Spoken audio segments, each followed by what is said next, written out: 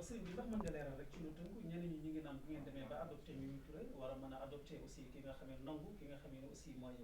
Idrissa Seck seen position ñoom ñaar ndax du benn et puis mu bañ a nekk lu fulu pour Ousmane Sonko recevoir ki nga xam ne mooy Idrissa Seck. waaw non Sonko amul lu muy nangu ci Mimi Touré amul lu muy bañ ci Mimi Touré Sonko dafa bokk ci ab coalition bi Yewwi Askan Wi la bokk la tudd Yewwi Askan woowu maanaam du Sonko mooy bopp ba du mooy genn ba kenn la koo xam ne mën naa wax ne ay nawleem ci politique la ko seqal jàpp naa ne bu fekkee dañuy accepter nit jàpp naa ne coalition bi moo koy accepter bu fekkee dañuy résister nit tamit coalition bi moo koy résister man ci loolu laa mën a wax mais Idrissa Seck tamit ba tey nag wax naa la ko amul lenn lu officiel luñ mën a teg loxo luñ wax ne dafa ñëw kër Sonko d'ailleurs est-ce que am na bu amee lan la fa doon wut est-ce que loolu tamit lu am la léegi nag kon mënuñoo taxaw daan ne maanaam waru fa woon a ñëw wala bu fa ñëwoon mais bu Sonko génnoon nag Idi ñëw na fi lii la fi doon wut su boobaa nag waxtaan ci dana gën a yomb.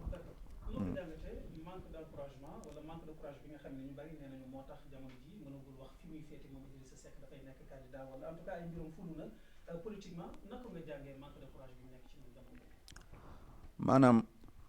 courage bi maanaam man duma ko géñ Idrissa damay dem fu ko gën a kawe xam nga boo jëlee histoire élection fii ci réew mi xam nga kañ lañ njëkk a def élection le 28 octobre en 1848 la nit njëkk a jël carte dugal ci urne lu ko jiitu ay buur a fi nekkoon ak i dammel di falante ci aada waaye kayit amu ca woon dañuy dajaloo joxe seen kàddu falantu ci 28 octobre en 1948 lañ njëkk a wate Sénégal 48 ba 52 fal ga doxut ndax fonds yeeg ni mu tëddee woon ak fal gu bees gi ñu bàyyi waat ko ba 74 ñu defaat ordonnance pour tàmbali waat a wate 74 1976 1876 lañ tàmbali woon di wate ci réew mi di dem ay élection ba 1914 ku ñuul bokk ci ba ci ku ñuul bokkee ñuy dox ba 1950 ñu tàmbalee di wate boo xam ne njiitum réew 1960 ñu tàmbalee falinu njiitum réew 1960 ba tey ñuy dox waaye yaakaar naa ne dem ba fukki weer des ci élection tey benn candidat bu leer amut loolu Sénégal mi ngi ciy doog a toll bu ma la waxee am 28 octobre 1848 loolu boobu Serigne Touba mii ganewul àdduna Alaaji Malick ganewul àdduna Sëñ Touba judd na fi jàng fi ba woote fi yoonu murit ba tariixa murit nekk lu palpable lu ñuy làmb di ko daj di ko xool di ko gis Alaaji Malick judd fi jàng fi ba tabax fi tariixa Tijaan samp fi Tiwaawoon ba mu nekkub réalité ñun ba léegi élection ak wate ak patriotisme mënut a nekk réalité bu ñuy làmb kooku du ma ko delloo ci Idrissa Seck du ma ko delloo ci Sonko mais dama koy delloo ci sénégalais yi ak Sénégal ak ñi nga xam ne ñoo ñu woote jëm ci loolu parce que am na ci loo xam ne du sénégalais yi mais ñi leen di woo la parce que bu fekkente ne ku toog da ngay taayee réew mi ci sa propre intérêt nga jël ko def ko comme mbubb sol ko saa boo tey mbubb mi ngay sol yow ku ko summi woon jox ma ko mën naa am du ma neex mën naa am du ma jot dama ko yóbbuwaat ci téyeer daggewaat ko neneen looloo tax suñ démocratie demul fenn parce que fii ku fi nekk daanaka sa bopp nga fi nekkal say mbiri bopp ngay lijjanti loolu moo indi fii situation bi toll parce que tey bu dul woon ak parrainage kon candidat yi tey ñu bari di nga mën a wax ne Pape Djibril Fall di nga mën ne Abdourahmane Diouf di nga mën ne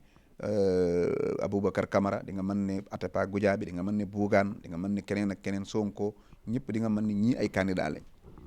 waaye ñooña kenn ci ñoom koo xam ne mën ngaa teg sa loxo ci alxuraan ne moom da nga nekkub candidat amul parce que wóoru la ba xam di nga am parrainage wala doo ko am ñi nga xam ne mas nañoo jaar ci parrainage ñu nangul leen ko muy ku mel ne Ousmane Sonko Idrissa Seck ku mel ne waa PDS ku mel ne Macky Sall ñooñu def nañ parrainage defati ko nga mën ne xam ne ko ñii mën nañoo wut ay parrain ba am ko am nañ capacité bi ñooñu tamit bu dee Karim Wade ma ngi ci bitim réew ñëwagut mbirum yoon la Ousmane Sonko man ngaa wax ne nag 90% moom nekk na candidat parce que li koy xañ éligibilité am mënoon naa nekk keroog bi ñu koy àtte ci Mambay mais yàlla dimbali na ko ba daan ba metti na lool mais xañu ko ak ba léegi mi ngi continuer di éligible pour di bokk ci élection waaye loo ci mën a xam rek mooy président Macky Sall moom nee na day bokk te wërta bokk loolu mooy li am ndax boo waxee nag ñoom ñu ne nañ dem conseil constitutionnel mu wax ñu ndax day bokk wala du bokk waaye dama yaakaar ne conseil constitutionnel gardien de constitution moo ko gën a dëgër ndax conseil constitutionnel lu ñu xam-xam droit kenn dénku leen constitution bi kenn du leen wooyee gardien de constitution ab kuréel lañ rek boo xam ne Macky Sall ci boppam moo leen gën a fort moo leen gën a mat te Macky Sall ci jëmi boppam moom nangu na ne bokkut ci élection yi te nee na bi muy defar référendum loolu la ci jublu woon waaye dafa am léegi lu ma doon seetaan bi mu toogee ak Cheikh Sidi Makhtar Mbacké wax bu mu wax te sénégalais yi bari bàyyiñ ko xel nee na woote troisième mandat bi fi amoon dafa rey 13 personnes woote bi rey na 13 personnes kon waratuñoo bàyyiwaat muy amaat ñeneen di dee kon moom nangu na ne woote troisième mandat laaj ko moom day rey nit Macky Sall moo ko wax sëñ Sidi Makhtar nee na ko troisième mandat bi ñu fi amoon dafay indi woon fitna rey fi 13 personnes te bëgguñ mu amaat kon Macky Sall moom nangu na ci kanamu Cheikh Sidi Makhtar xalifa général de Mouride ne ko woote troisième mandat moom day rey nit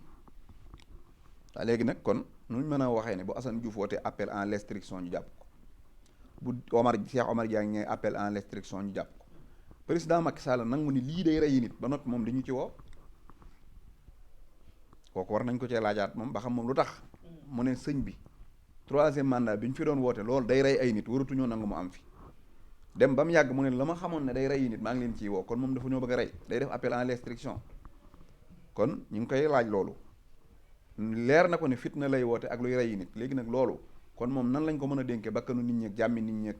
lépp mu ne leen lii day rey nit ba yàgg mën a ñëw leen fekk ma ci loolu kon moom yaakaar naa gat sa gii gars yi di woote kon moom loolu moom li mu woote kenn war nañoo xam ba xam mortel combat lay woote xaw ma lu mu doon waaye lim ñuy woo moom gis naa ko ci vidéo léegi mu dëggal ne loolu luy rey nit la waaw luy rey nit nag jàpp naa ne kilifa du dem toog cim réew ba mu yàgg mu di ko woote waaw kon na delloo si xelam Idriss Seck nag am na plein droit nekk candidat mais ni politique bi tëddee nii man jàpp naa ne bu bokkee du am njariñ waaye dem bokk te amul dara moo gën mu ànd ak Macky daanu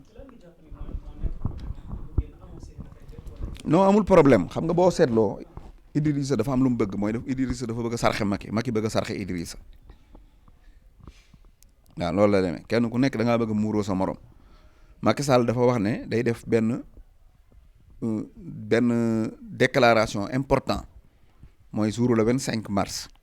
bi mu ne day déclarer rek 2 heures de temps après nga gis Idriss Seck na day déclarer Macky daal di ne ko Idrissa day bëgg bu Macky ne damay nekk candidat midi 1 heure mu ne ko bàyyi naa la su ko defee loolu cause bàyyi Idriss Seck day nekk cause troisième mandat mais du dugg di génn Macky Sall gis na Idrissa nee na day laaj day wax rek mu daal di jékki-jékki ne bàyyi naa ko Idi tamit daan ne bàyyi naa ko waaw léegi nag Macky day wër-wërloo Idi tamit day wër-wërloo ñoom ñaar mag kenn ku ne da ngaa bëgg a sarxe sa morom waaw fii ne Macky mi ngi wër-wërloo pour wax damay def troisième mandat di wiiree ko wër-wërloo Idi tamit day wiiree ko wër-wërloo rek waaw saa bu del xool saa bu Macky Sall ne damay def ku mel ne Youssou Ndour ku mel ne ñeneen ak ñeneen ñu ngi taxaw daas fanaan dañ koy sarxe moom waaw léegi nag li may wax mooy ànd ak Macky Sall daanu moom dem laaj am 1,0% askan wi jox la ko wala nga dem amoo parrainage nga ñu xam ne dañoo amul parrainage moo gën nga ànd ak Macky daanu te nguuru Macky Sall day jeex waaw Macky Sall moom wax naa ko waxati naa ko damaa woor maa ngi lay seedal ci yàlla Macky Sall 2024 bii la 25 février du ko romb di nekk buur ci réew mi foofu la nguuram yem léegi nag man waxoon naa ko bu yàgg ba giñ ci maa ngi koy jéggalu sax ndax ab jullit am na yoo xam ne wax ko di ko giñ baaxul waaye dama bëggoon mu gëm ma moo tax ma giñal ko parce que dama ko ne woon boo ci rafetee da ngay wàcc te boo ci ñaawee da ngay wàcc te yaakaar naa itam yàgguma ci àdduna yàgguma ci caméra yeeg télé yi waaye benn bis bu ma mas a toog maanaam wax loo xam ne nii ci bakkan laa ko teg wala ñu wax loo xam ne da ngay dem ba àgg ca réalité ba ne lii baara waxoon ak nam demee bokkut mësta am kon yaakaar naa war na maa mën a gëm moom war na maa mën a gëm du ma yàlla du ma yonantu du ma dara waaye nag dongab daara laa boo xam ne ci alxuraan ji laa nekk léeg-léeg ma xur-xural xam dara ci yëfi yàlla te li may xor-xoralit yàlla ak ma ciy suturaal su ma ko àddoo na ma ko àddoo woon buy ñëw ñëpp danañ xam ne lii la waxee woon naa ko nii Macky Sall 2024 élection yi bu ñëwee dina moom bu timis jotee du reer bu bokkee ci élection yi laa ko wax bu timis jotee du reer te it dina campagne boo xam ne dina ci tiitaange joo xam ne saa buy nelaw bu yeewoo day wàññi baaraam yi ndax yàkkamte campagne bi jeex ba mu noppalu ndax fitna ju dul jeex moo ciy am ay oto yu tàkk ay nit ñuy daw di daanu di dee ay mitin yu toj moom ci boppam boo muy tuwul dina ci am ay jafe-jafe yoo xam ne kenn du la ko mën a nettali moo ngi ñu ko wër ñëpp billaahi la si laa ilaaha illaa huwa yàlla bu ma wax dëgg nag ndax yàlla na xelam dellu si mu ne teg naa sama candidature ñëw leen ñu def si élection yu normal Amadou Ba ñëwal wala Aly Ngouille ñëwal nekkal ma fii ñu dem élection waaye bu forcé bokk billaahi fitna joo mës ta gis ci Sénégal di nga ko gis ci diiru campagne bi te fitna yëpp lu ci ëpp ci kawam lay dal moom te yaa ngi fi maa ngi fi moom mi ngi fi te nag loolu maanaam bu fekkoonte ne moom bu jaayee ngorom weddi kàddoom indi fitna ci réew mi day falu man ngaa wax ne fal jaral na ko ko waaye bu jaayee ngorom weddi kàddoom indi fitna ci réew mi du ko tax a falu day daanu ñii di ko topp yi coow it ñoom ñëpp leen dong la leen yàlla nar a nattoo mooy jël seen xaalis bi daf koy sarax jënd ci essence togg ciy ceeb dem campagne lañ sàccoon ba denc ko ñu séddalewaat ko nit ñi ba noppi daanoon nag delluwaat ci ndóol loolu dong la nar a def am na jigéen joo xam ne Ablaye Wade la doon àndal day toog ba yàgg mu seetaan télé ba yàgg muy ree ma ne ko looy ree mu ne ma ñii la ma daloo la leen dal ma ne ko mu ne ma damaa toog keroog ba yàgg ma ne sama 30 millions yi ma jënde woon nag di ko saraxe bi Ablaye Wade di laaj troisième mandat su ma jotaatoon ci 30 millions yi ak ay baax ma ne ko yow noo mën a jëlee 30 millions mu ne ma non damay def buñ ne ma saraxeel juróomi nag au lieu ma wàññi sax damay wàññi njëgu fukki nag joxe ngir xër rek ma ne ko léegi lu tax xalaatoo woon ne lii mu ne ma non dama naan suñ gañee rek ma kii ko suñ gañee rek affaire bi dama koy amaat ci benn weer garaawul nee na daanaka bi mu toogee ba calcul aw nag ñii rek li mu ci jënd di ko saraxe mën na 30 nag 30 millions laa wax plus de ay rendi nag fii rendil nag xeb la sàngam defal lii nee na mu topp ci tey mi ngi ñi oto bu mu dawal amu ko ndax lam amoon lépp da koo jël def ko ci troisième mandat bi ba noppi amu ko billaahi nag loolu leen nar a dal mooy nit ñi weddi leen seen personnalité ba seen bàyyi jëmbatoon ci ñoom keroog bañ lay ngénte di ko tifli ci sa nopp nga duggaale ko école jàngaale ko école takke ko jabar yare ko say doom liggéeyaale ko ba fii personnalité boobu la yàlla nar a rocc ci ñoom ndax da ngay xool ñoom ñëpp kenn ku ci ne am na doom joo xam ne lu mu néew ëpp na 30 ans ñi wër Macky ñëpp am nañ doom ju am bac am nañ ko man naa jërul may tuddi tur waaye xam nga ne yow Macky Sall Amadou Sall donc xam nga ne am na fanweeri at xam ne dëgg ak fen ñoom ñëpp seen doom yaa ngi toog nii seen baay ci télé seen baay ci télé bi di gis seen baay ci TikTok bi ko gis ci Facebook bi xam ne saa baay waxoon lii saa baay daa weddi lii saa baay day fen te dafa dëgg ak fen moom kenn mënu koo nëbbu dégg nga kenn ku nekk da nga xam ne sa baay moo waxoon nangam dat sangam sama baay la mu waxoon ma ngi koy weddi te daa bëgg bakkanam bi dong ak bëgg a noosu tax saa baay di ko weddi loolu nag ci àdduna lu ko jar dafa amul te bu fekkoon ni ma la ko waxee buñ ci ñaawee ñoom def lépp buñ paree dañuy téye nguur gi toog di nguuru nga mën ne da leen koo jaral waaye giñ naa ci Sëñ Tuubaa buñ ci ñaawook sénégalais yi giñ naa ci Sëñ Tuubaa buñ ci rayee nit yàq ci seenu xaalis indi ci fitna ci réew mi bu la 25 février bu jotee ñoom ñëpp kenn dootu dugg ci palais bi dañuy daanu palais bi nag ni ma koy faral di waxee rek Macky Sall ku ko tegoon fii ne ko sëñ Macky mu ne la waaw nga ne ko sa kër gii ci Mermoz ku ko bëggoon a nangu nooy def danaa la damay reyanteeg yow te am na ci droit lu tax nga ne ko ba ngay wut kër gi maanaam su ma la posé woon question ne la këru Macky Sall gii ci Mermoz lu ja Macky Sall def xam naa boo ko laajoon Macky dana la maa jëndub terrain maa wut maçon maa jënd suuf ak ciment ak béton